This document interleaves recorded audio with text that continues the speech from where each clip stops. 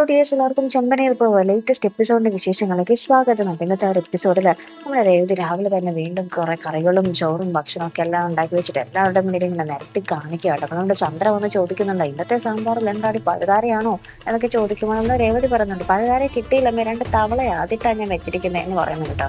എന്നിട്ട് എല്ലാ ഫുഡും നമ്മുടെ ഡൈനിങ് ടേബിളിൽ കൊണ്ട് നിരത്തി വെച്ചിട്ട് വീട്ടുകാരെല്ലാം വിളിച്ചിട്ട് ഇങ്ങനെ കാണിക്കുന്നുണ്ട്.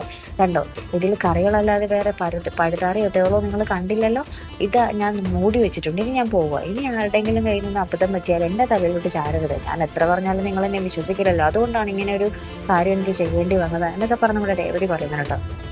അപ്പൊ നമ്മുടെ ചന്ദ്രയാണെങ്കിൽ ഭയങ്കരമായിട്ട് പറയുന്നുണ്ട്, ഇവൾക്ക് എന്താ ബാധ കൂടിയോ, കുറെ നേരമായല്ലോ തുള്ളാൻ തുടങ്ങിയിട്ടെന്ന് പറഞ്ഞു. സച്ചിവ് പറയുന്നുണ്ട്, നീ കുറച്ച് ഓവറാണല്ലോ എന്ന് പറയുന്നുണ്ട്. അപ്പൊ നമ്മുടെ അച്ഛൻ പറയുന്നുണ്ട്, അവൾ ഒട്ടും ഓവറല്ല, അവളുടെ ആ ഒരു വിഷമമല്ലേ പറയുന്നത് എന്ന് പറയുന്നുണ്ട്. അപ്പൊ രേവതി പറയുന്നുണ്ട്, ഞാൻ ഓവറാകേണ്ട സ്ഥലത്ത് ഓവറായില്ല, അതാണ് എനിക്ക് പറ്റിയ തെറ്റ് എന്നൊക്കെ പറഞ്ഞിട്ട് നമ്മുടെ രേവതി വീണ്ടും അവിടെ നിന്ന് ഇറങ്ങുന്നത് കേട്ടോ. ഒരു ക്ഷേത്രത്തിലേക്ക് പോകണമെന്ന് പറഞ്ഞിട്ട് ഇറങ്ങുന്നത്.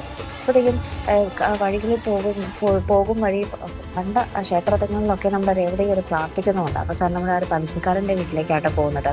അതിക്ക് മുന്നേ നമുക്ക് കാണാൻ സാധിക്കും നമ്മുടെ ശ്രുതിയും ആ ഒരു പലിശക്കാരൻ്റെ വീട്ടിലെ ഭാര്യയ്ക്ക് മസാജ് ചെയ്യാൻ വേണ്ടി പോകുന്നുണ്ട്. അപ്പോൾ ശ്രുതിയാണ് അവിടെ ആ ഒരു വീട്ടിൽ ആദ്യം കയറി ചെല്ലുന്നത്. അപ്പോൾ അദ്ദേഹത്തിൻ്റെ ഭാര്യയ്ക്ക് ഇങ്ങനെ ഷോൾഡർ പെയിൻ ആണെന്ന് പറഞ്ഞിങ്ങനെ ശ്രുതി ഇങ്ങനെ മസാജ് ചെയ്തുകൊണ്ടിരിക്കുന്ന സമയത്താണ് നമ്മുടെ രേവതി ആ ഒരു പലിശക്കാരനെ കാണാൻ വേണ്ടി അവിടെ എത്തുന്നത് കേട്ടോ. അപ്പം ഇദ്ദേഹം ഇങ്ങനെ രേവതിയെ കാണുമ്പോൾ തന്നെ പറഞ്ഞത്, പിന്നെ ഭർത്താവിന് ഇവിടെ കാറും ഇല്ല ഒന്നുമില്ല, നീ പൊയ്ക്കോ എന്നും പറഞ്ഞ് ഇങ്ങനെ പലിശക്കാരൻ ഒച്ചയെടുക്കുന്നത് കേട്ടിട്ടാണ് നമ്മുടെ ശ്രുതി ഇങ്ങനെ നോക്കുമ്പോൾ നമ്മുടെ രേവതിയാണ് നിൽക്കുന്നത് കേട്ടോ.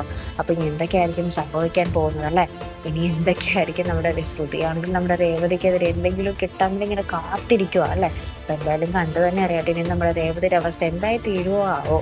എന്തായാലും നമുക്ക് നോക്കാം. അപ്പം ഇതുപോലെ പ്രൊമോ റിവ്യൂസിനും എപ്പിസോഡ് റിവ്യൂസിനും ഒക്കെ നിങ്ങൾ മറക്കാതെ ചാനൽ സബ്സ്ക്രൈബ് ചെയ്യുക. അടുത്തൊരു വീഡിയോ വരുന്നത് വരയ്ക്കും ഗുഡ് ബൈ.